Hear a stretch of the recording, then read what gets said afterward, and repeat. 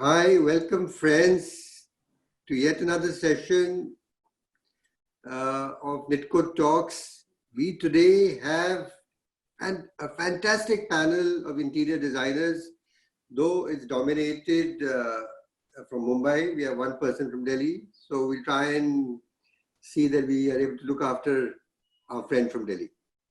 Thank you. Let me do the introduction. We have Alhad Gore, our very own Al Gore, who's with us.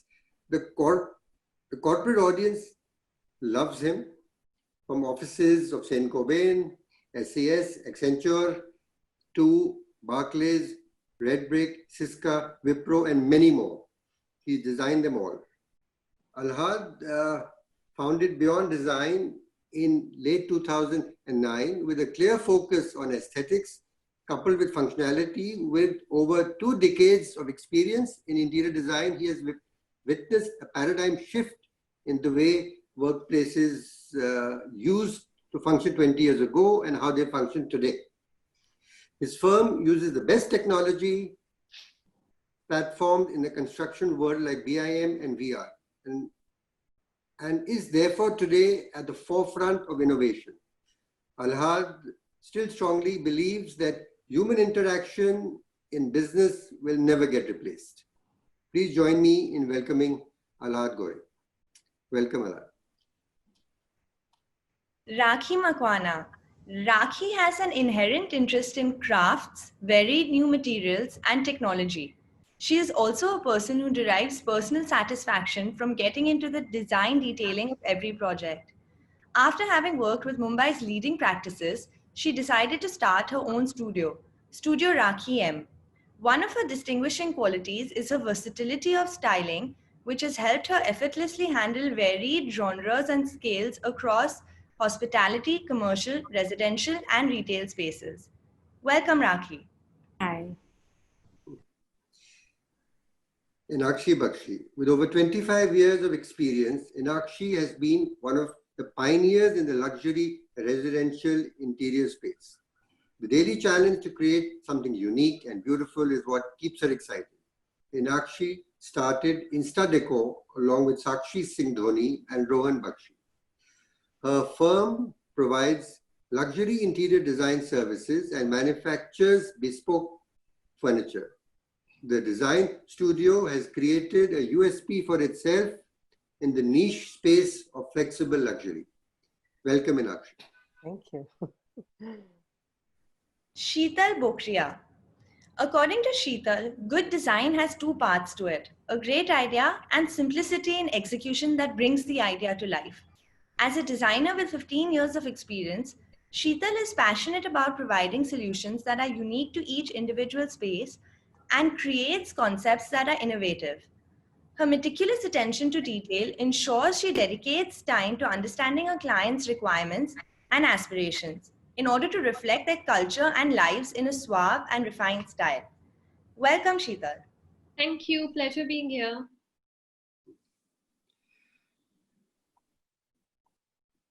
Our topic today is interior design governance.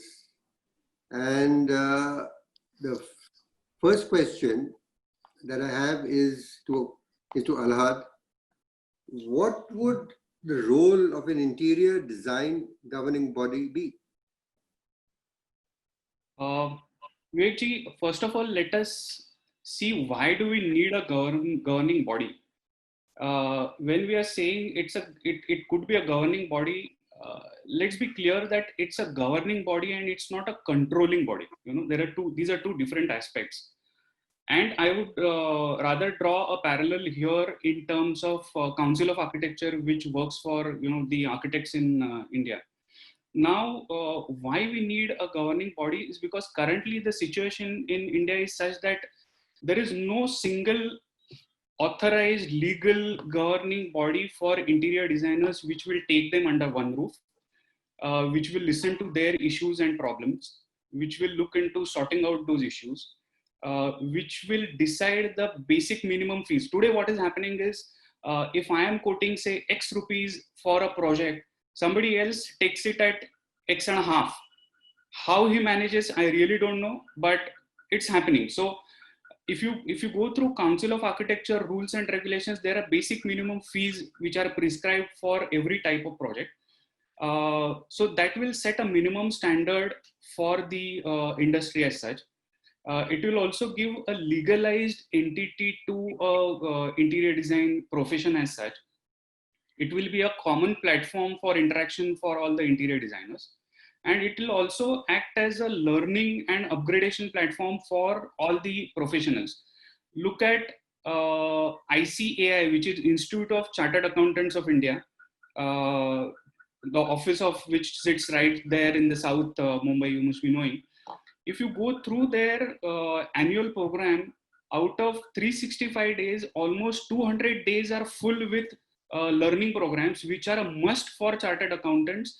And if they don't attend a particular number of hours in a year, their certificate or their registration is at stake. So, see, our field is also such that every day there is something new happening in the field. There are technologies which are coming in. There are new materials which are coming in, and it is important for all the interior designers working in India to be abreast with the technologies, to be abreast with the new materials, to be abreast with the learning curve.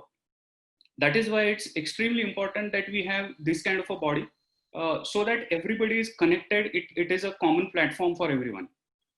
But would Triple ID, will this become part of Triple ID, or Triple ID would be completely different from what we are planning or what we hope we can have?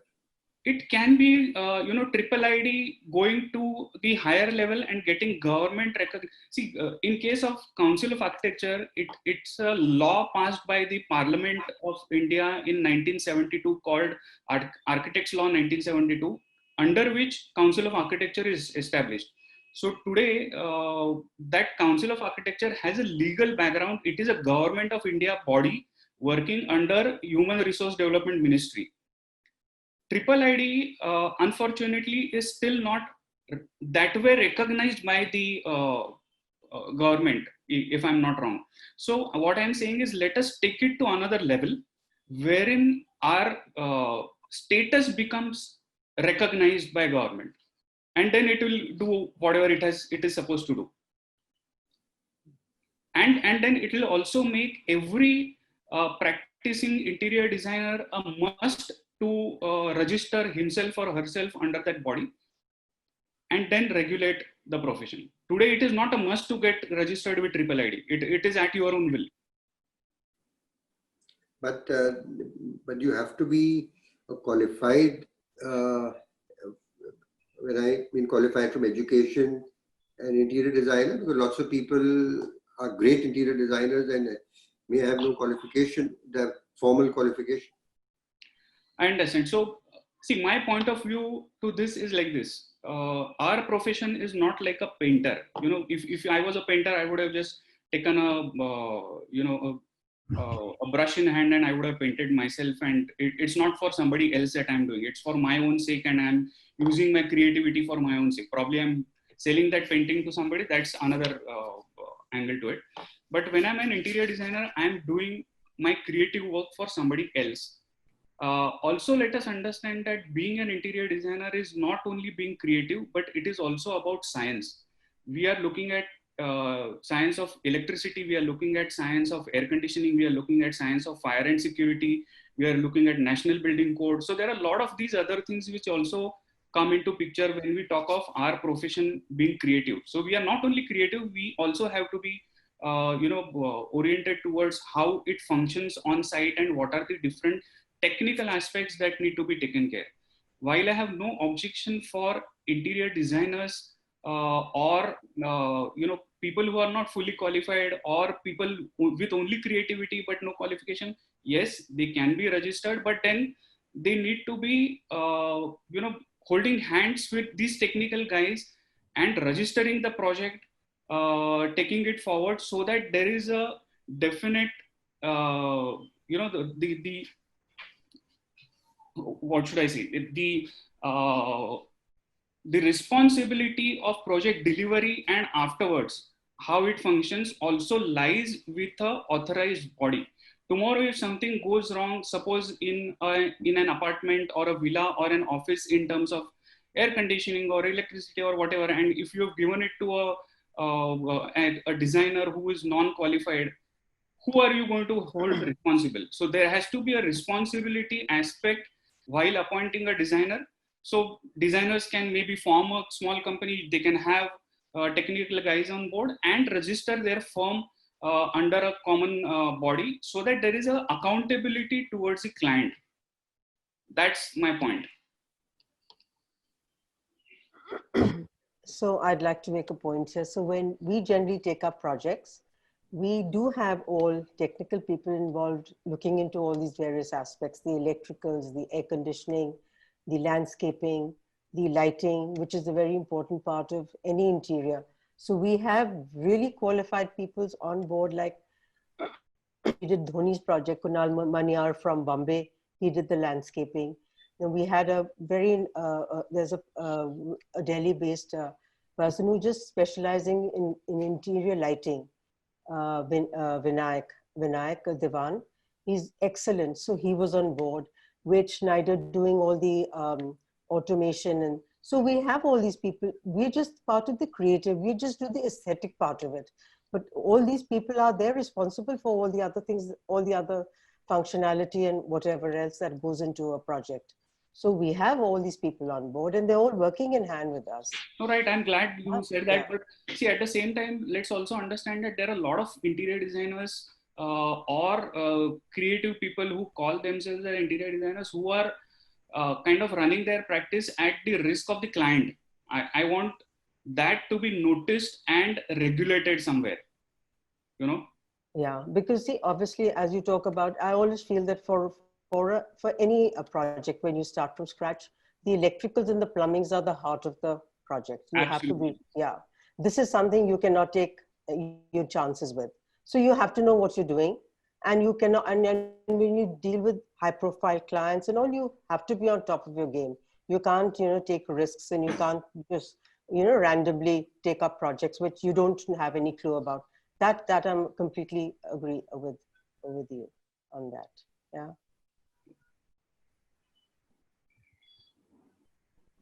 Sheetal, would you like to add something here on the role of an interior design governing Yes, sure. See, this is when it's a high profile client. But what about the mid sector? Today, we know so many people, they just hire normal laborers and get the work done. And post that, there are problems that other society members face a lot of problems due to leakage or electric currents or whatever XYZ. So for this, we definitely need a regulatory body, which will, so once anybody needs to get the apartment done, they've got to hire some professional to do it. I'm not talking about the nicks and knacks, the renovation bit, that is absolutely fine. But the minute the civil work comes in the picture or electrical, we definitely need professionals to handle that bit. Right. I mean, I think that seems to be a given. Anybody who's good, because we've seen that a lot of great interior designers are not qualified. Like we had Tarun on our talks the other day, and he's not a qualified interior designer. He's a fashion designer, but he's a great creative guy.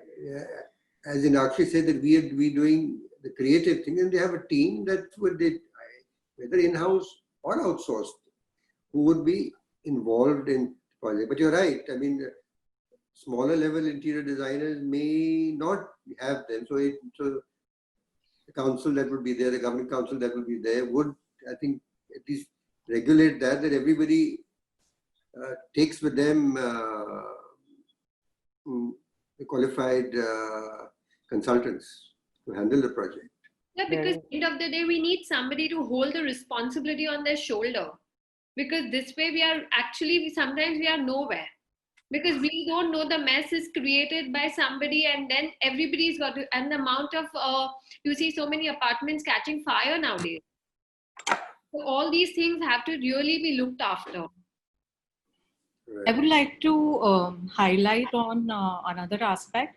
Like every time, we see that there are so many jobs being awarded to foreign architects, and many a times I've gone forward and asked many clients and many developers that why is so that you chose a foreign architect over an Indian architect. And they have given me a very detailed feedback. One of our prospective client very recently gave me an example of Singapore, that if you look at Singapore system, even an architect cannot just start his practice just by getting the BH degree or getting out of college. They really have to have 2 years professional practice, post which they are supposed to give an exam, and written and oral exam. And depending on, how they score in the exam, that they can practice, they can start their practice and, practice in the market. And when you get into all these discussions, and then you realize that, yes, we need to cultivate that sort of respect for our profession. We need to cultivate that sort of respect from, our clients. I mean, today you see there's so many, if you really interact, they will tell you lots of problems. And I believe that for any business, it is like our business is there because we are solving our clients' issues, right?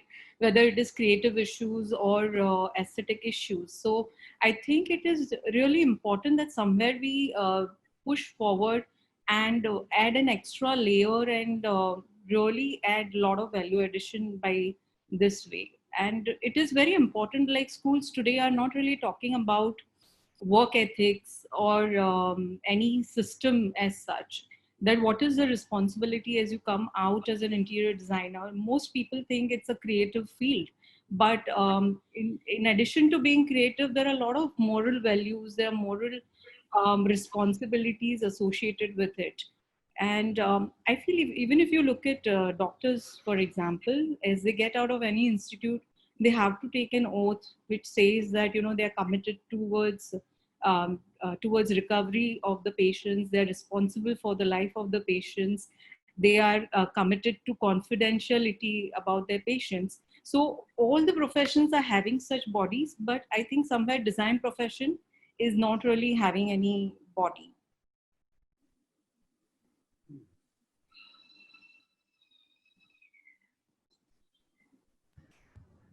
Okay, so let's move to the next question. Inakshi, I'm going to ask you the question. Would this governing body be similar to the Council of Architecture that governs architects? In your opinion, what could be some of the main differentiating factors that would be different from this? What I'm not familiar with this, with the architects, whatever. I've never really been in. Okay, I'll add. Involved. Yeah. Would you like to take that question then? Yeah, in a way, yes and no, both. So while Council of Architecture has laid down a lot of rules, regulations, it has set minimum basic standards for education. It recognizes or de-recognizes colleges which impart those, educational standard. It frames basic criteria for eligibility of admission, de-rosters the institutions, as I said. But apart from this, I think what we need to do, if there is such a body for interior designers, is, as I said earlier, continual learning programs, which is not so active in Council of Architecture. But interior design field being so vast and changing at such a fast pace, I think that's a need of the hour. So in Akshi, there is the Indian Institute of Architects, which is like a council of architects that governs the architectural community. Okay.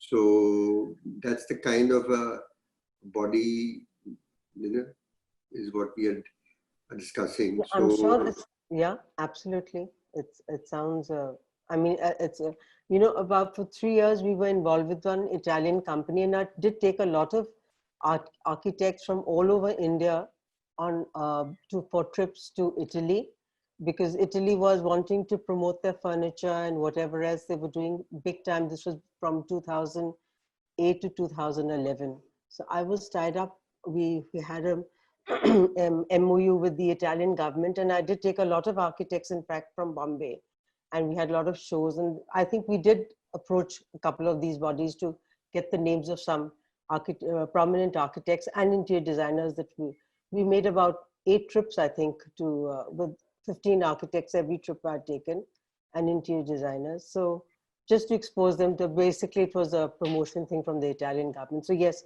I think we did to interact with these bodies at that point of time. I remember. Yeah, yeah, absolutely. So anyways, I think you guys are the young generation. So you need to do all this. We now, as I said, passing it on to my son. He probably will get all this, get involved in all this now.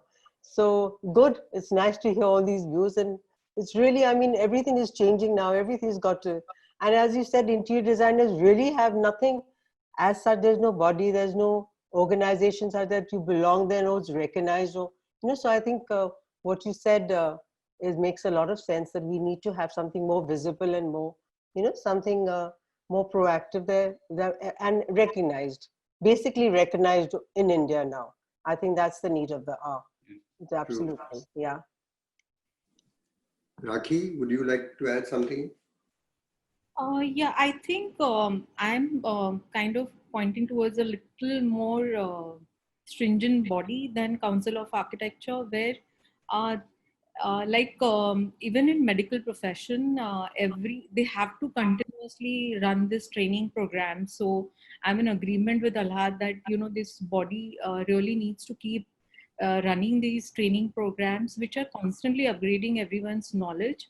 And if we consider chartered accountants, they have systems in place which are like every 3 years they have audits happening of various companies, where they're even getting into the details of the company, whether the company is giving correct data, they are mentioning correctly about the sizing, etc. They're also governing allocation of some projects to various chartered accountants.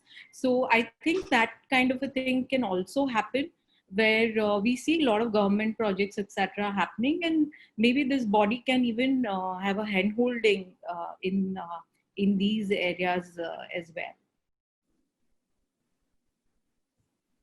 So I think we really need to expand this whole perspective about how this body can work and make it a very, very efficient and functional body. Sheetal. Again, as everybody said, a government body is definitely the need of an hour, because we need recognition, we need overseas bridging. And we don't have any collectively body or fraternity where we can all connect to each other, have a conversation with each other, learn new things. We don't have any platform like this. It's like individually we are just, we don't have like somewhere we can look upon or yearly meet or whatever, when you say like all the other councils and everyone else, they do know each other. You're just few, the really recognized ones will know each other. Probably the ones who are working in the same zone will know each other. Otherwise, we really have no connection with the other architects or interior designers. So a follow up from that to Sheetal, what all are the benefits that you would see that the interior designers would get from having a body as such? Firstly, I think all of us will evolve. We need to get upgraded, as Alhad said, about the new products, new materials and knowledge. And in this fast track world, if we need to be like along with all these international designers and all, we also need to upgrade ourselves for the same. And overseas, I in particular feel none of us have that good exposure, as in if there's a council, we can have interior designers through the council going for these seminars, international trade shows, etc., for these learning process and everything. So it's a very good way to even upgrade ourselves. And I think collectively, we all, with all our experience, our ability and our tendency, we will be able to create a value added industry, not only locally, nationally, but even I think around the world. Very well said. Yeah. Yeah, absolutely.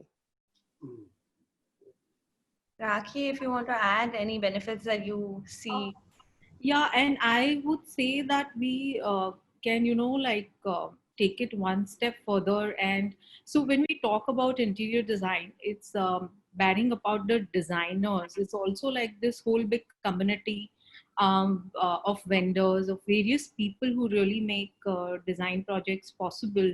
And if the government is really making any such organization, I think they can really associate Make in India movement also part of it. Like you see, there are various furniture manufacturers who are there in areas like Muradabad and all, who are doing some amazing furniture. They all can come, on a regulating body platform, and so people, it is open to everyone then.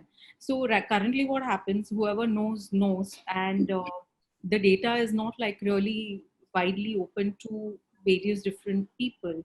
And I think there could be like this tying up of all these different aspects of interior design. So not even leaving aside the services aspect, not even leaving aside the creative aspect. I completely agree with Rakhi on the point of made in India and our furniture being one of the best in the industry. Just to give you an example, for one of our US based clients, they didn't have enough time in hand. So they asked us to, and they had a global mandate of using a particular US based modular furniture for their project. Unfortunately, this time they didn't have enough time. So they said, can you evaluate Indian furniture and let us know how does it fare technically in front of the US based manufacturer. We did a detailed due diligence on the specifications of the US guy and a couple of Indian guys. And to tell you that, the Indian guy not just fared at par with the US manufacturing standard, but obviously he was far lower in terms of cost, far lower in terms of the delivery timelines, and much better in terms of warranty. So now what has happened is, going forward, that US based company has decided to use that particular Indian product for all their global offices. So this is actually a 360-degree turnaround as far as that client is concerned. So examples like these are really encouraging for the Indian environment. Exactly. So globalization is actually what we are looking for. So a entity like this will always give us a lot of exposure where we will be able to again stand in international market, because I barely see any Indian companies in Indian designers like being globalized the way we have. Like all these high-end luxury projects have been handed over to all the interior designers from all over the world, but we don't see ourselves having a hold out there. So do you think a governing body like this would be able to help you to get more recognition in an international market, get more hold? Is that what you all are saying? Yes, definitely. Absolutely. So today when we pitch for, say, an American client, they obviously ask us whether we are registered with Council of Architecture and whether the practice is registered. In a similar way, tomorrow when a client comes to India, and now I am hoping that a lot of clients in a lot of sectors will start looking at Indian creativity. This one particular registration number will give them that confidence that, okay, this entity has the basic minimum criteria to work as a firm or an interior designer, and hence I can engage with them. You know, that builds in confidence, and such entity will definitely endorse us. And there will be organizations which will hold seminars, workshops. So it's a broader perspective. Yeah, and not only this, like even if we today consider, big developers, when they are developing, they want foreign capital, they definitely do want agencies which are, really understanding the FLS standards. So like we've done interiors in a very high profile building where they have prescribed, a very specific set of rules about how they want the ID works to be carried out within that building.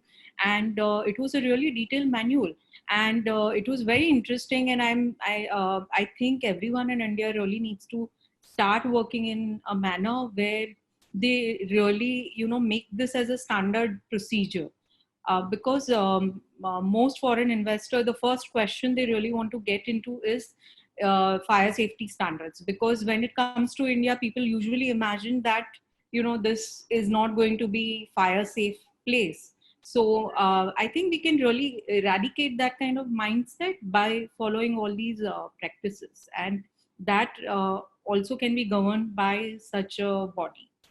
Absolutely. I have been going to couple of colleges as guest lecturer, and to my surprise, interior design students don't know what NBC is, National Building Code. And National Building Code for any architect or interior design person is like a Bible. So if we are not teaching them what NBC is, then I think we are in deep trouble. And that's exactly where this body will come in picture and set minimum standards for education.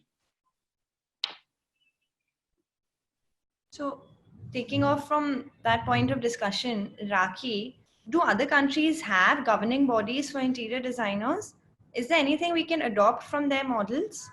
Yeah, definitely. Most countries have these governing bodies, and like I gave example of Singapore, they have very stringent system, which is very, very clearly defining different heads.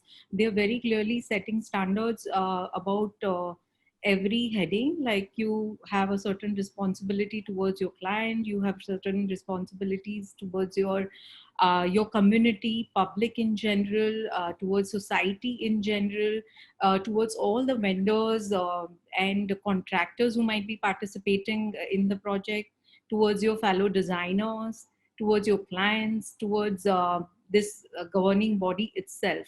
And it's very organized. I would say that in countries where people are really doing great in terms of architecture and interior design, this is really taken care, and they definitely do have all these bodies which is controlling the practices.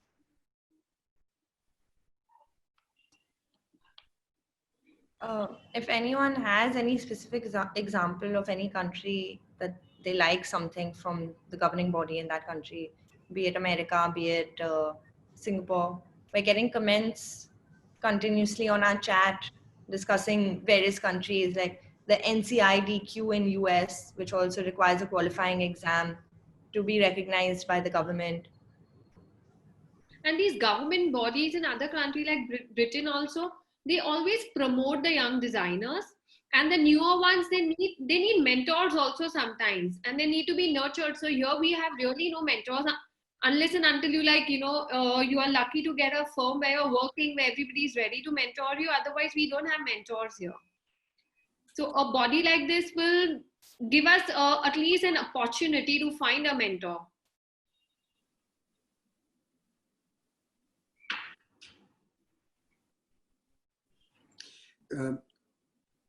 Actually, one question to you. You are a fantastic designer, and you were able to come up with great space and great spaces.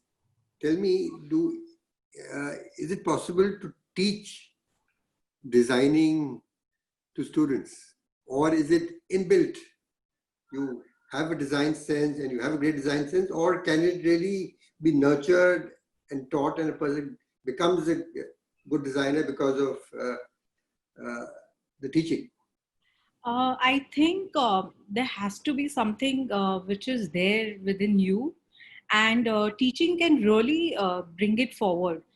So I would say that during my college years, I would say that I was not probably as sharp, but as I started working with certain practices, and I saw like what is the future, what is the possibility, it totally changed everything for me in terms of creativity. So I would say that I did not learn as much in the college, but yes, there was something inside me also which which was really inspired then by the experience of these great practices that I was working with.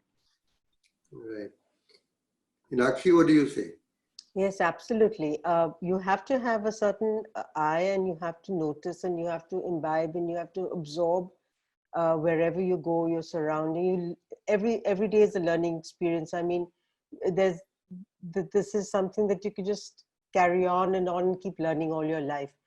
But yes, I have these designers who work with me, and they've been with me for very many years, and I can already feel their design aesthetics and their sensibility uh, changing after they've worked with me. And I can almost say that they've come up with a design without me getting onto my board, as good as what I would have probably looked at it. Yes, of course you can teach them. And I basically do lots of residences. So I think for a residence like the others are doing really very interesting uh, offices and very, very high profile. I do very simple resident. And for me, every project is different because I listen to my client.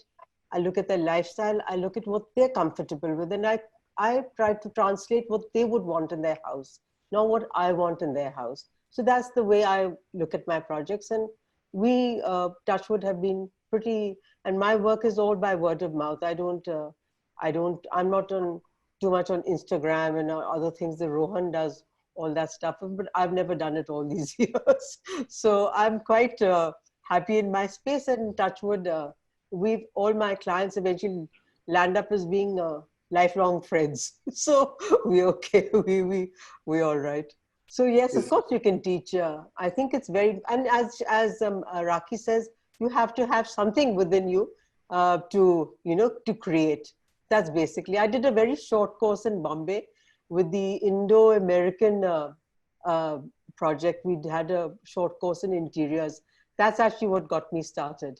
It was just between college and school. I had done I think 6-month course or something, but it was very interesting. And that 6 months also gave a lot of insight as to how one should approach this. So my time was very, very many years ago, but of course now everything is changing now. So it's okay.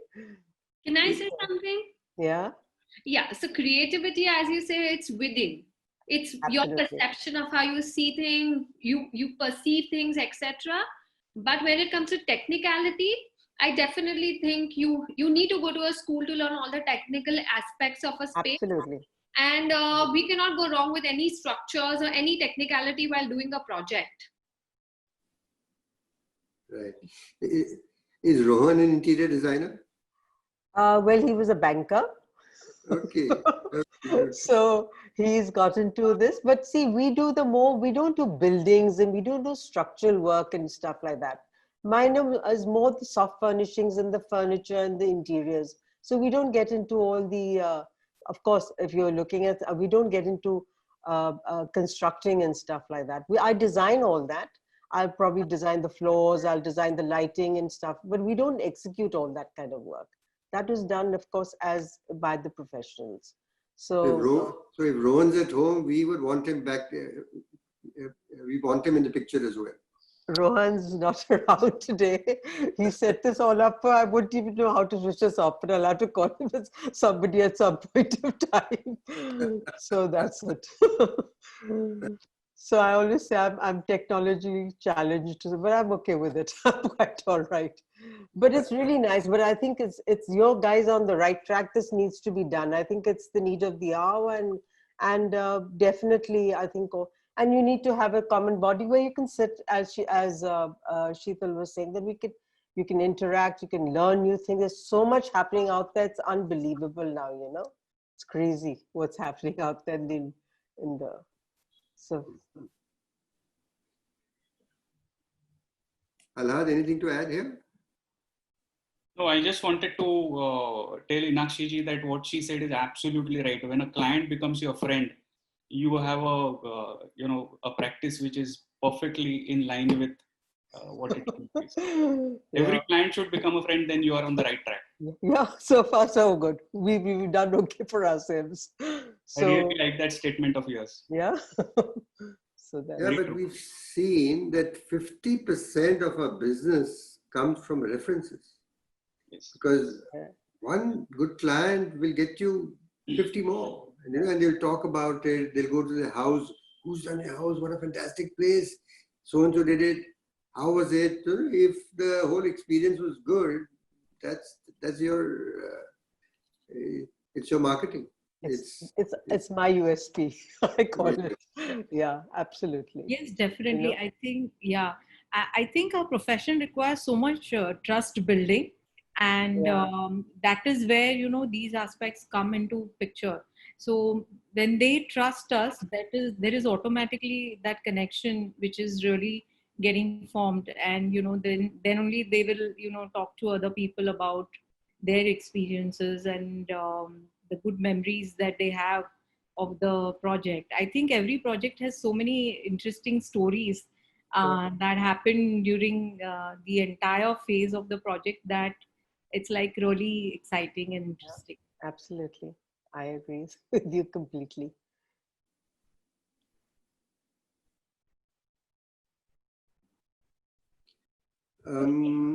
Now, this is now the digital age. Are there digital tools that you're using these days to execute the project, execute design, to visualize, to present to clients and things like that?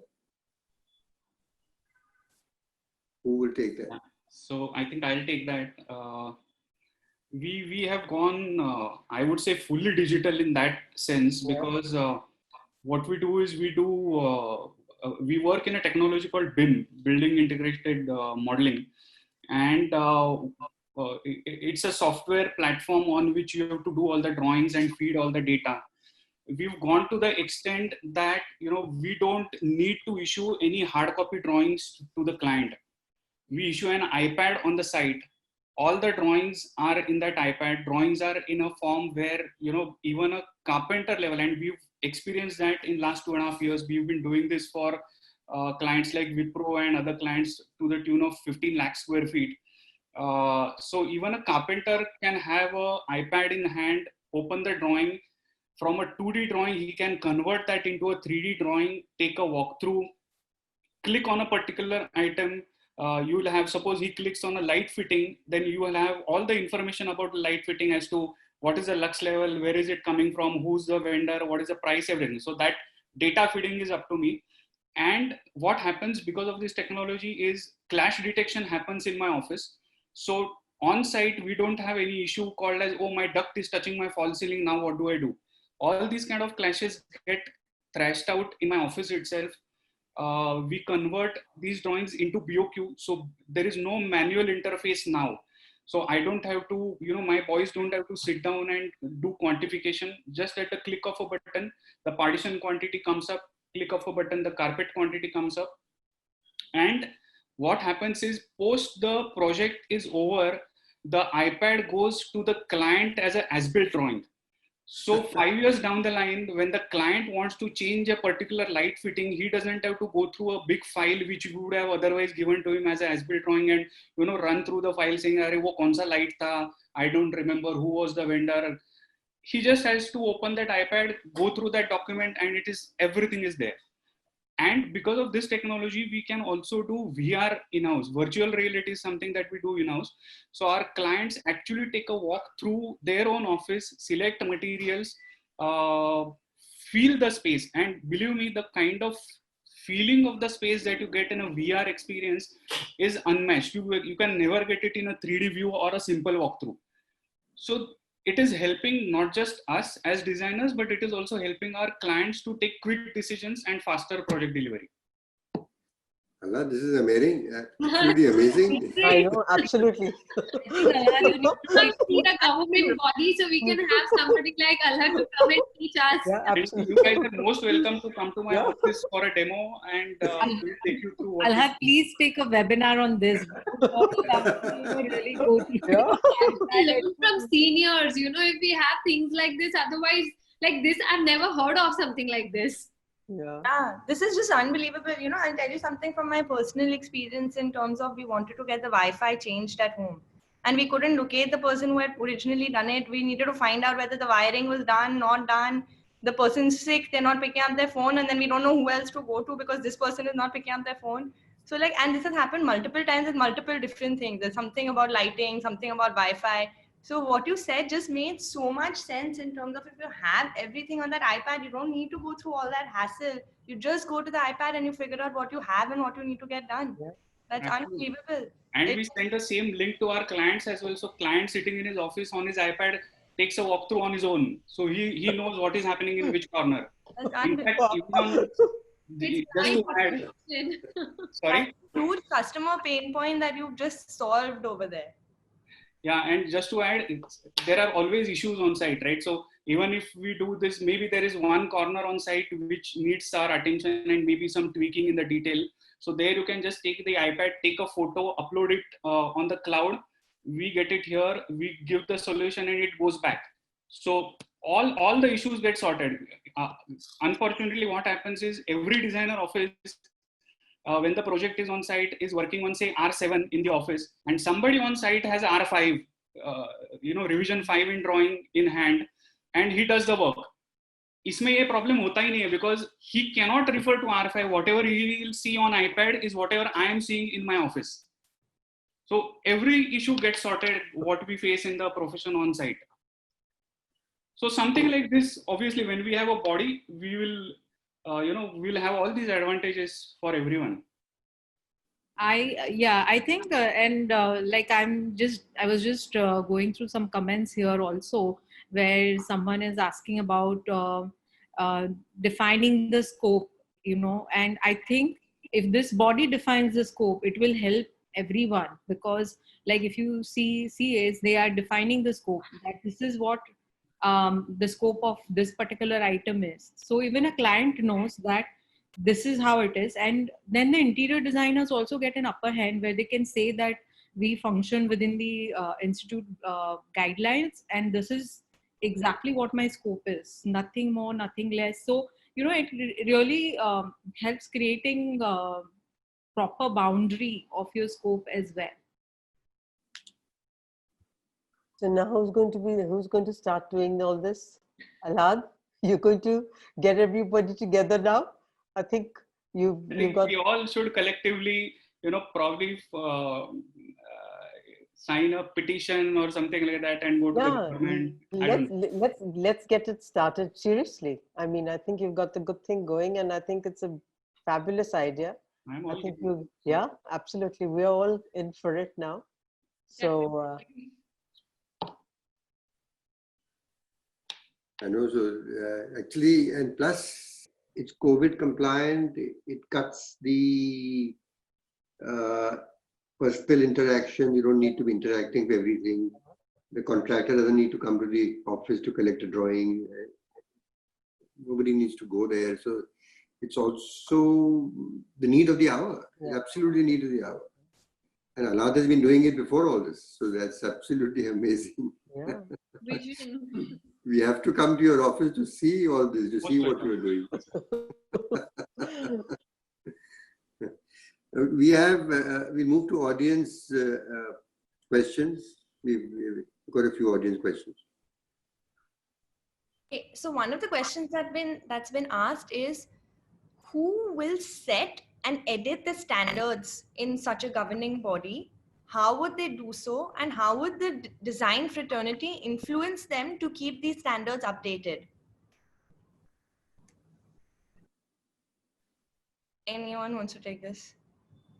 I think what needs to happen is when you are saying that there is, like if you are a member of Council of Architecture, you are given a particular number and a certificate, So while issuing several letters, etc., you have to mention that number in your formal letters and everything.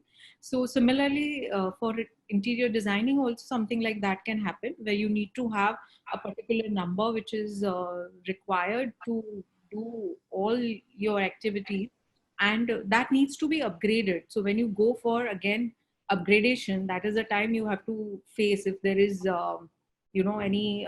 anything which has gone wrong, not following the rules, etc.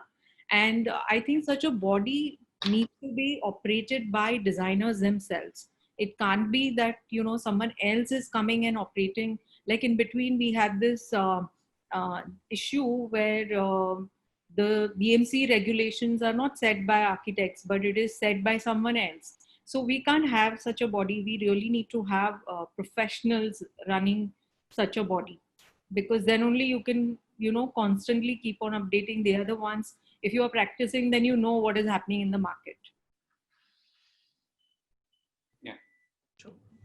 Okay, so we'll move to the next audience question. We have a question from Anshu Gupta. How do we define the scope of interior designers and the boundaries of architects or landscapers as separate?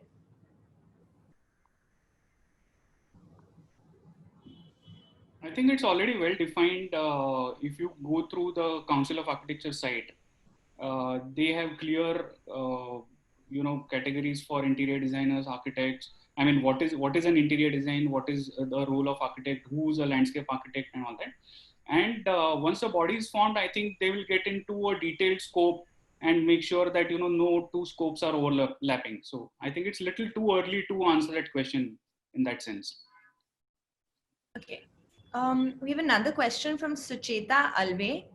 The technology which Alhad sir mentioned, is it very costly to get involved with this? How expensive is it to support this kind of infrastructure? It's not costly. It's at par with the other softwares that you have. What you just need to procure is an iPad. I being from a corporate office industry, the cost of iPad is minuscule compared to the project cost. So all clients agree to it, and end of the day, the iPad goes back to the client. So I would say it's not costly at all. And rather than looking at the cost, look at the payback that it gives, look at the advantages that it has. So if you compare that, I mean, today I can definitely say that my manpower number of hours that we used to put in a project has come down by 30% because of shifting onto BIM. Wow, that's amazing. I think the future is technology. Yeah. Use as much technology as possible. Yes, absolutely. We now take last question. We are at 1 hour since we started. So, Anika. Okay, so the last question is from Narendra Dhairyavan. Hello to all. Need to know COVID compliance in the future interior world, if any, regards to material, etc. Also, what is the next alternative to purchase material, etc., unlike China, as of now, considering the pricing and quality? Any suggestions from anyone? Since we were discussing China and now switching to buying from India, etc. I think COVID compliance to materials is a topic of another webinar itself. I've been a part of one such webinar in the past. But yeah, you need to look at materials now, which are, first of all, and I'm again talking from office perspective, since I'm not in the residential industry, the entire stress today being given is on air conditioning because of the quality of air that needs to be circulated within the offices, and antimicrobial surfaces at work to the maximum. That's in short, I would say. So whatever measures that we can take in terms of antimicrobial surfaces and how to have best possible cleaner air in terms of filters, in terms of UV lights, is what we are looking at as far as post-COVID is concerned. I think we really need to look at local vendors. So for that, we really need to move out of our comfort zone and try to get into these smaller areas. And, there are a lot of online products which are available by local made in India vendors. And otherwise, also, I think we have fantastic carpenters around who have the best work of line. So when it comes to carpentry, we have like very good stuff around. And even when it comes to other materials, as Mr. Talwar is there, we have a lot of Indian Nitco tiles, which are fabulous, which actually I use and I love them. So we have a lot of material in the market. All we have to do is get out of a comfort zone and search for it. Absolutely. Well, we are soon going to make it easy to buy tiles. We're working on some technology to make it easy to buy tiles and marble, very convenient. You won't need to go searching anywhere. Great. Well, thank you very much. That was a very informative, interesting session. And actually, we missed Rohan. Would have been nice to have him also on, and would have been nice to meet him. Maybe we'll have him on another day, because he would be into technology, I'm sure, big time. Absolutely, totally, completely. So. Thank you very much, and we hope to stay in touch. And actually, when you're in Bombay, we can all get together as soon as this COVID nonsense is over. I think that would be really great. Yeah. Absolutely. Looking forward for such a nice collaboration. Yes, Absolutely. yes.